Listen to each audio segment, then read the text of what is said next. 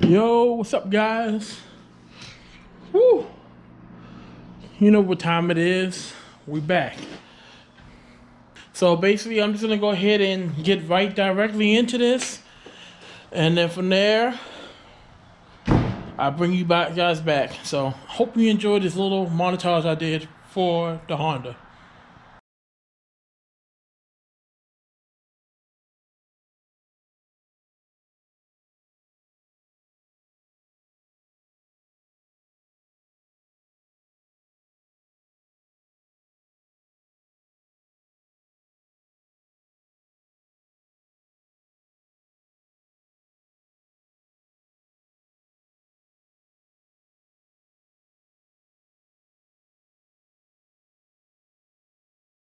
We joined our little montage for the Honda Accord.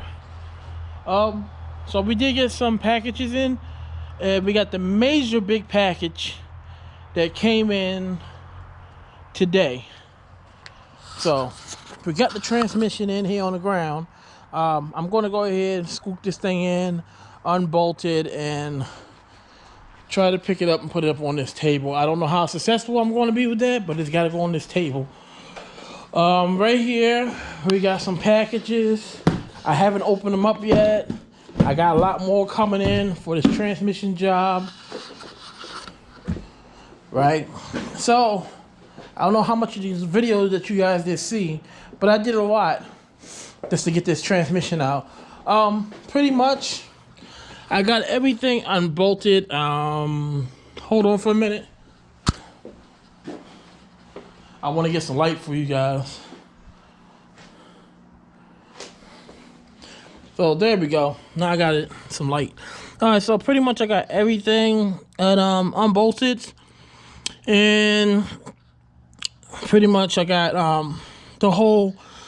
the wirings off on the front side. I have to check the back side, but I pretty much think all that's ready to go. So from therefore, I gotta get the wiring and stuff done on this back side of this motor. So gotta check see if I need any wiring moves from there. And then from there, just drop the engine mount, the transmission mount, which is this front one right here, and this one right here, and then drop this the front subframe a little bit, and then unbolt the transmission. And I believe there are possibly 8 bolts that hold this transmission up. So that should be fairly smooth and easy to do.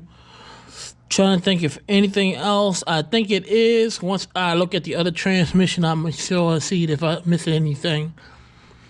But I think I got everything as of right now. I think the steering column, guys, for real, might be in the way. I hope it's not. I hope I just can go ahead and just drop that whole subframe, and we can go on about it from there. So, like I said, hopefully this won't be too long of a video, but yeah. Just want to let you guys know, hope you guys been safe with this whole coronavirus. That's why I ain't really been posting up too many videos, because this whole coronavirus, and now we have a curfew going on, so yeah. That's what's going on right now. So I'm about to go ahead and scoop this transmission in, and like I said, try to see if I can get up on this table, and I go from there and identifying everything that I make sure I got off of it from that transmission that needs to go into this new one. Woo! Jesus Christ, I got that transmission in here. That bad boy is heavy. Heavy. So I believe I only got like one more sensor right here. Just got to unplug that from the back. And I think that's it. Possibly like another wiring somewhere, but I'll find that. As you can see. So you got wiring there, wiring down there, but you know, you just unplug it and just get it ready for the next one. But I went ahead and opened up the boxes. As you can see, we got another manual manual transmission control shifting to help you shift your transmission a little bit more smoother. So I am going to be replacing this one on that transmission, and I got a oil ring seal gasket for the rear main. And what else came in? Hold on, guys. Oh, and the thermostat came in. So that's all that came in for right now. The rest of this I can take and chuck to the side for me to use for fire. But yeah. So now, since I got all that done, I can start getting ready to start tacking back on this beast. Like I said, I'm gonna get underneath here. But first, I'm gonna go ahead and look for that sensor that got unplugged back there, which I think is already unplugged. Unplug that sensor. Make sure all my wiring is unplugged. I need some light. That's what I need. But I doubt if you guys can see that. Let me get some light for you guys. Alright guys, so as I look at it from over top here, I believe I got everything detached. I mean, it's pretty much now just dropping this transmission out, but I was just trying to check and make sure do I have everything detached before I take this transmission out. Because we all know you always will forget about something on this transmission if you don't have all the wires unplugged. So I'm just checking everything. I think I might got one hose that I gotta get to, but for the most part we should be good. Let's see if I can keep stable. I just want to check out something.